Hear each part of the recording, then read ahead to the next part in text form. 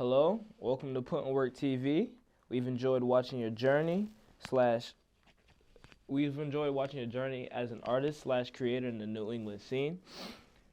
Our focus here is allowing our guests to tell their story front and center without judgment or opinion. So let's dive straight the fuck in. How did it all begin? What's your name and what do you do? Alright, so my name is MaceyOMaze. I'm an MC slash producer, a part of the collective Ethereal Visions, EV for short. And yeah, um, that's where it started. Um, my music journey is a long story, so I'm gonna just start with the rap journey and how I got into hip hop.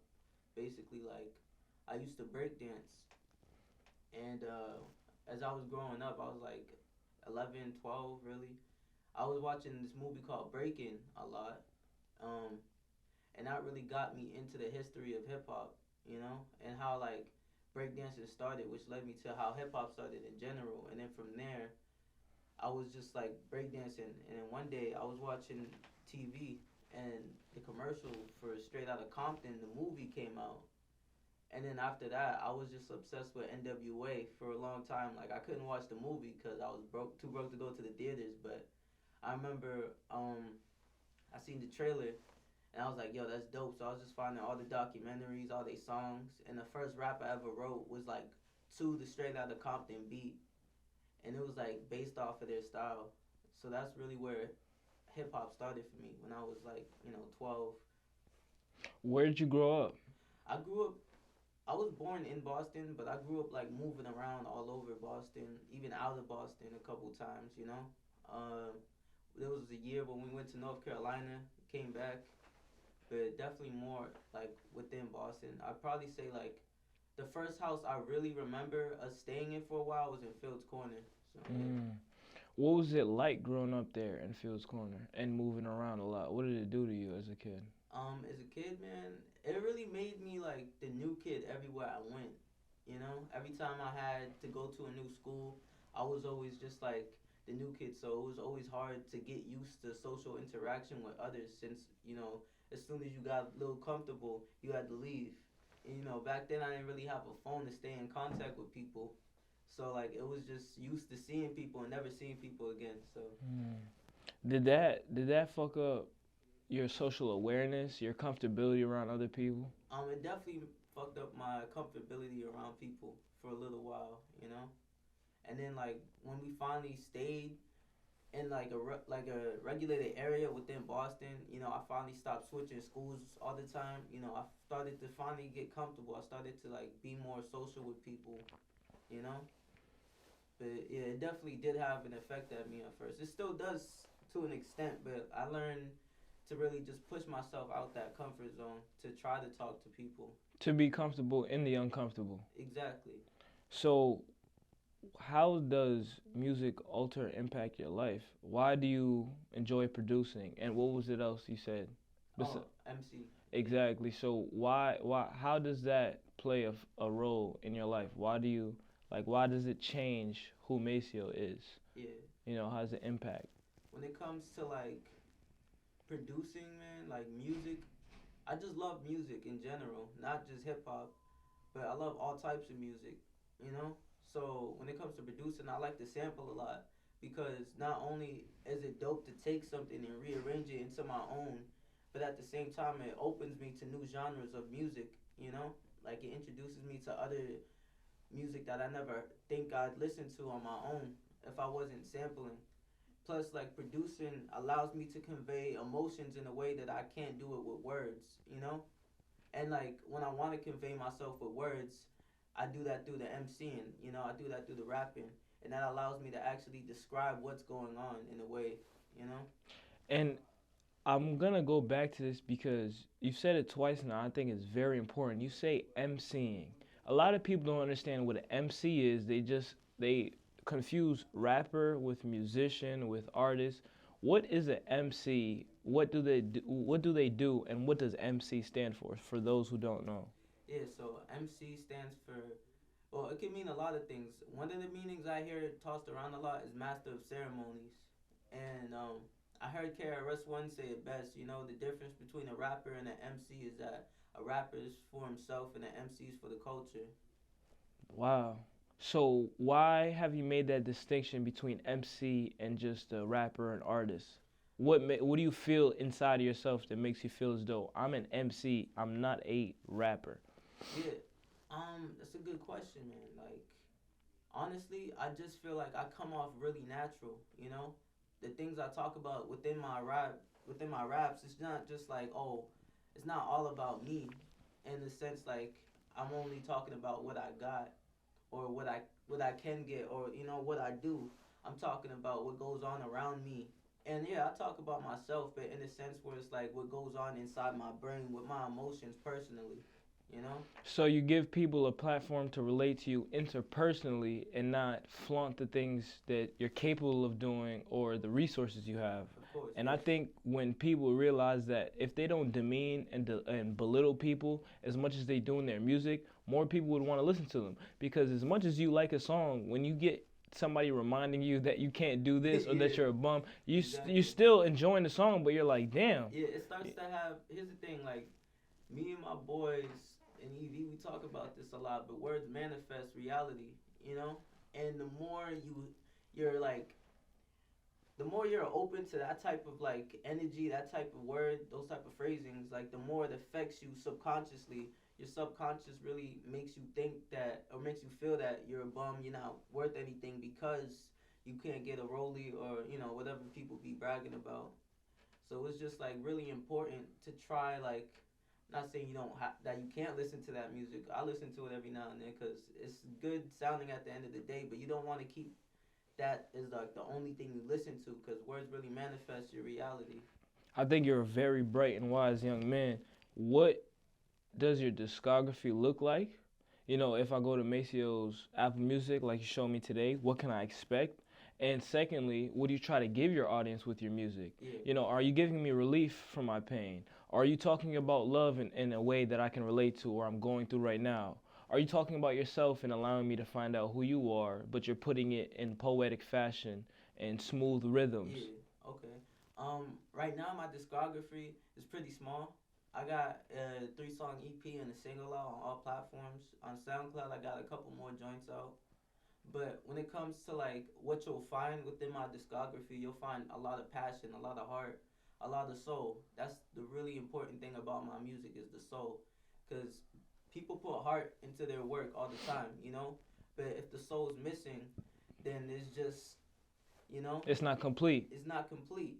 And you could hear that in a lot of music today. You know, there's not that much soul into it with certain artists, and I always put a lot of soul into my music because I feel like that really puts me on a vibration with my audience. You know, a certain frequency that people can relate to, not just like mentally, not just but like just like they feel that. You know. I think having your soul in your music is critical because it allows people to feel the hurt, the pain, the suffering, the Mhm. joy, the cheerfulness Exactly. inside of you as they're listening. And it also gives people a greater respect for you because you can put your heart into something, but when you put your soul into it, you've been vulnerable with the Yes. whole world Yes. and this sounds good. There's Exactly. nothing that beats a song that sounds good, that person is vulnerable with their pain and they've made an amazing track. Yeah. You know what I'm saying? So, what is your process of creating, and what did you learn most from that process? Because every time an artist makes a track, produces a track, the experience is different because it never happens the same way. Yeah. So, what's your process of creating, and what you learn from it? Like, okay, this is what Maceo needs for the best quality content. Yeah, my process for creating is very like sporadic. Like you said, it's never the same, you know? It just usually a spark of inspiration hits me at random times. Like when I first started writing raps, usually what would happen was I'd be like outside getting laundry done, going to the grocery store, going to the food pantry or something. And then out of nowhere, as I'm walking or as I'm on the bus or whatever, I'd hear like 2 bars in my head that'd be dope. And I'd be like, oh, I gotta write that down when I get home, and then from there I finish it. And then like now it's not so much that. Now it's just like I hear a beat and I force myself, not force myself because like nothing sounds good forced, but I push myself to write something when I don't feel the inspiration. Because like I said, you got to push yourself out that comfort zone. You know, you can't always wait for inspiration to hit you. So like My process is usually, I sit down at my desk. When it comes to making beats, I find a sample, I'll chop it up or I'll loop it, or I do my thing. And then like if I feel like I want to write to that beat particularly, I'll try to come up with a song. And like for me, it's easier to start with the hook if there is gonna be a hook, and then I write the verses based off the hook, you know. And then like if it's just like a verse song, I just got to think of the first 4 bars, and then once I got that, I'm set for the whole thing. I think that's very efficient. Um, you know that something is your passion, your true purpose, when you can not have to wait for the inspiration, but grab inspiration from every and anything. So imagine if you're on the bus, if you're walking somewhere, and maybe you're not looking for something to spark an idea, but something happened, and the first thing you thought about was the music, was producing. That's how you know that's your purpose, because now in your regular real life, everything is leading back to that one thing, giving you new ideas, more perspectives, and more things to try. So, Yeah, what 100%. what motivates you the most? Is it seeing people respond, positively to Yeah. your music, showing you love? Is it seeing that the progression has changed so much from time you first started to now? You sound better, you produce better, you record better, you understand verses, choruses, and hooks. You understand what gets people and what doesn't. So what motivates you? It's honestly a combination of everything you said right there. But for me personally, it's definitely like the latter, like how the progression is and how everything like moves as you grow over time with your art and your craft, you know? That's really important to me. Cause like the reason I make music is to make the music I want to hear, you know? That's like really, cause I listen to a lot of music, and I like a lot of the times I hear stuff that could have been done, and then I'll be like, dang, I could have done that. I can do that. Why not do it? Right, right, and that's the thing too. Like sometimes you'll hear a piece of content or you hear a piece of music and you say, "I can't believe they're the ones that did this." Exactly. I can't, or sometimes it's like, "I can't believe this person got away with it." So maybe that one time you're sitting in your room where you're like, "Man, I just can't do this," or you delete something, you threw it in the trash. That could have been the one, Yeah. and that's the curse of life. Shoulda, coulda, woulda. So try not to doubt yourself any longer. That leads me to my next question. What do you wish you would have known before you started? Those regrets you had, like, damn, if somebody just sat me down and told me these things about the music business or recording or actually getting music out, where it has to come from inside your spirit for it to sound good, how to be a individual in a game, in a music business where everyone copies each other. So what are 3 things you could say off the top of your head, the 3 most important things that Maceo wish he would have known before he started being an MC, before he started producing? 3 essential things that would have helped him much more along his career. Yeah, so I probably say like when I first started, before I was an MC, I wish that I knew people who would like be 100%. I feel like when I first started rapping for real, a lot of people would hear me and they'd just be like, "Oh, that's dope," because everything rhymed, but they really wouldn't give me any good insight on like whether or not it's actually would make a good song or a good verse. Cause I go back to a lot of my old, like my old verses, and I read them and I'll be like, it wasn't that good at all, really. So if people were more willing to give you in-depth constructive criticism Yeah. with details on how you can get better. At that time, yeah. Okay. At that time. Now I'm like surrounded by people who do that, and I'm like 100% appreciative of that, because that's the most important thing for me personally, Just having people who be 100% honest with constructive feedback and constructive criticism. Let's see. Another thing that like I wish I knew before I started rapping or started making beats, or let's see. I probably say like the structure of a song, because it took me a while to actually get down how to like structure a beat. Um, Go ahead. It yeah, took you a while to structure a beat. yeah, it took me a while to actually learn how to structure a beat or actually structure a song in general, which led me to not write as much or not create as much during the beginning, because like I thought it was just like this tedious, long task. But like, if somebody just told me how to count, if somebody was there to tell me how to count bars, how to count, you know, to tell me that like a typical rap verse is like 16 bars on the song or something, and the hook is 8 bars. When I was like first starting off, it would have been like less tedious because I would have had a direction of where to go with my production and my writing, my songwriting skills in general. So is that your last? Is that the last thing you wish you would have known, or is there one more thing? Let's see. I'll probably say I think that is the last one. Yeah. Okay. Yeah. So how does your personal life and your creative process interfere? That means even though as an artist and as an individual, a human being, you may not separate your two lifestyles, your two passions, you might not separate them. They might be embedded in you, and in certain circumstances, time, and place, you change into whoever you are. You know, the person that has a mother and family, and the artist that has to network with people and build a business. Yeah. But when do they mesh? Honestly, they mesh a lot. Like I said, I'm very open with my music. So I take a lot of aspects and actual events that have happened in my life and I put it into my song, you know? And it's the same thing with production. I take the emotions I'm feeling when I go through something that's like, whether it be like I'm in a good mood and I want to make something, I usually make something laid back, upbeat.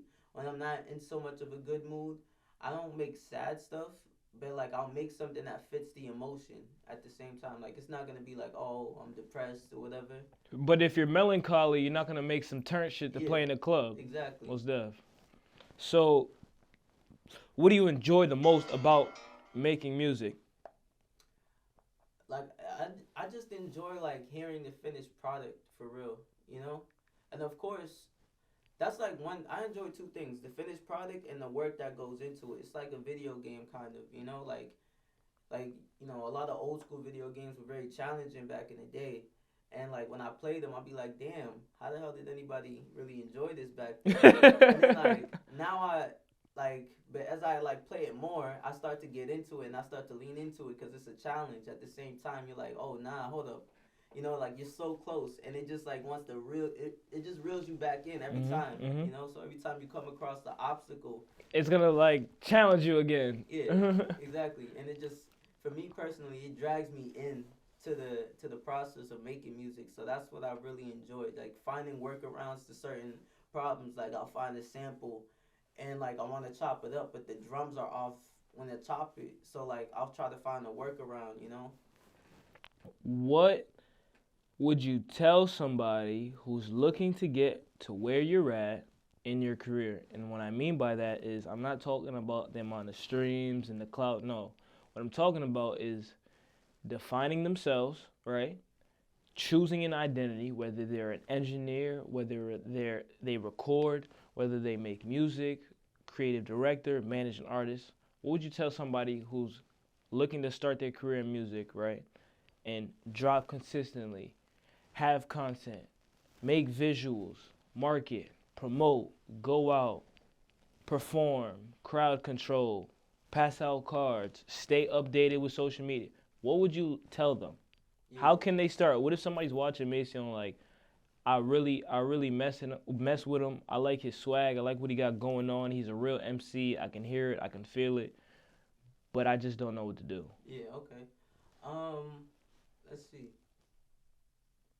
I'd probably just start off by telling them like, start off with something like a goal, something that you believe that you could achieve within a certain time span.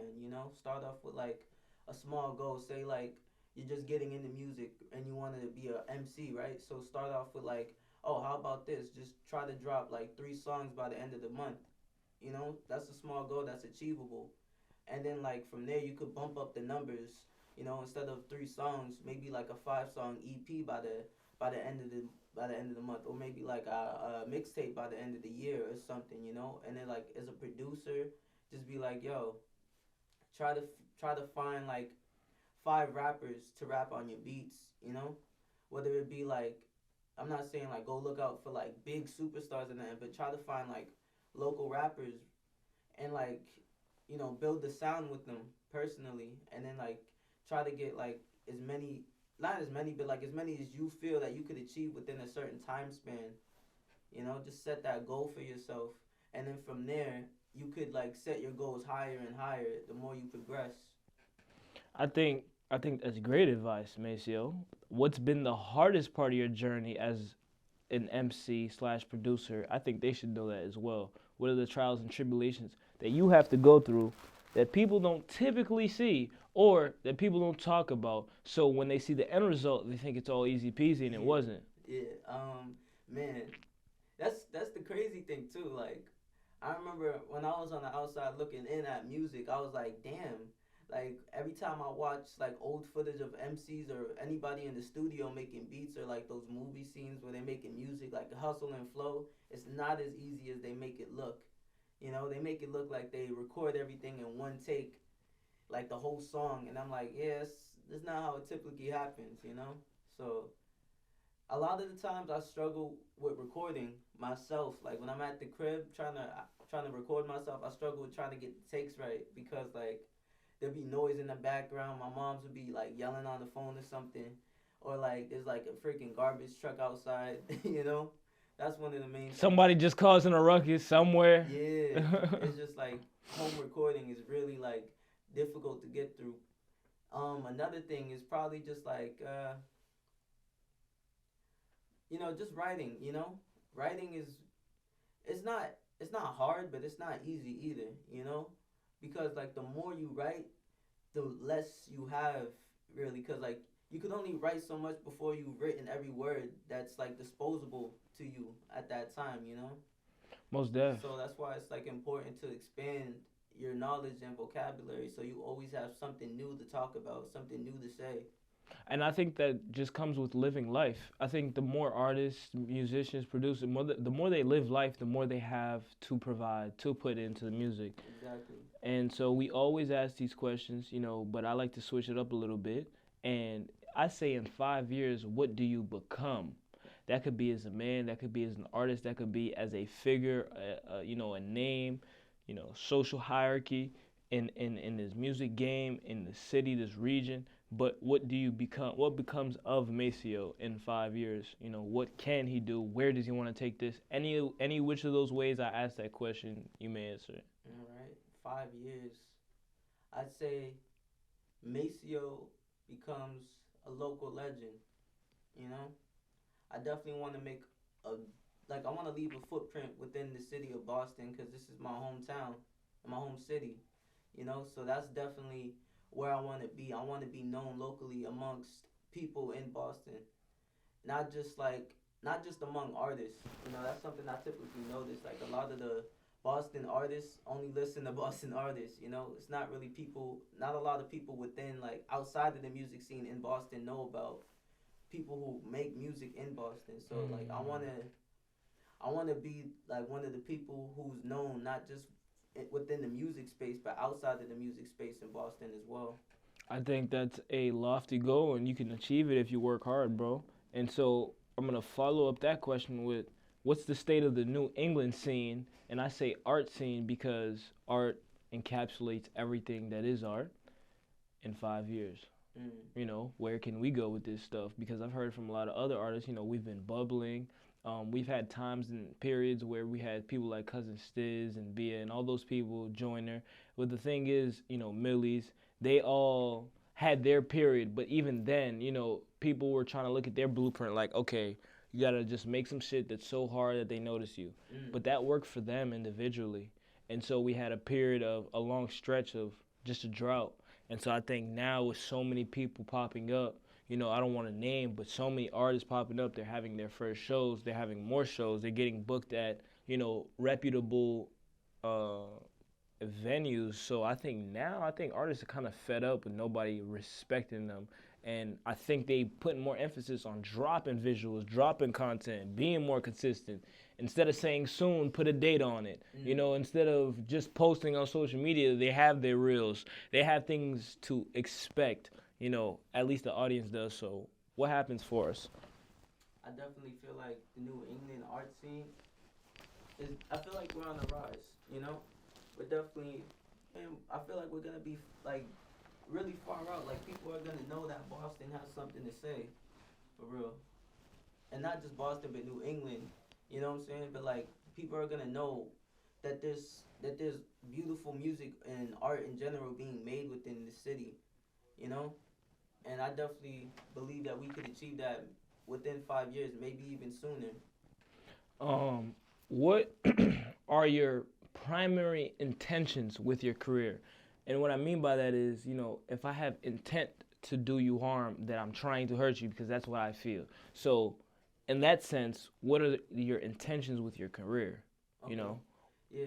what's the why behind it? My intentions with my career is just like I want to just like I said, I just want to make the music I want to hear, you know? Like I want to make music that I feel like is missing from music and like from hip hop, you know? Like a lot like I said, like a lot of music's missing soul. And I want to bring that soul back, you know, in my own way at the same time cuz there's a lot of artists who do have soul, but a majority of artists don't really put as much soul into their music as they do heart, you know. So I want to find like a nice balance between both the soul and the heart, and put that and push that within my career, and really inspire a whole new generation of rappers, MCs, singers, whatever, to put that soul as well. Thank you, Maceo. I think this was a great interview. That was my last question for you. I think by the time you're done with music, people will want to put their soul back into the music because we really need MCs, people who identify as MCs, people who want to talk about the culture and things that are going around inside of the culture, outside of the culture, just the world's problems, honestly. Because I seen a quote, and one time it said that the state of music that people listen to is what shows it shows you what state the world's in. Yeah, definitely. You know?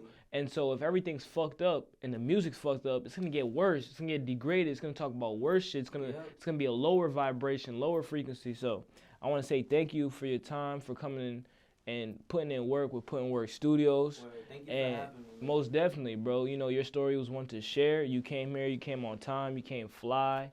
And if there's anything you want to say to the people, let them know now. Any albums out, any girlfriends you gotta say what's up to, any little sneaky links, any projects coming up, visuals, just let them know. Yo, And it's MaceyOMaze. New project coming soon from now until then. So yeah. shout out Maceo, y'all go tune in, man.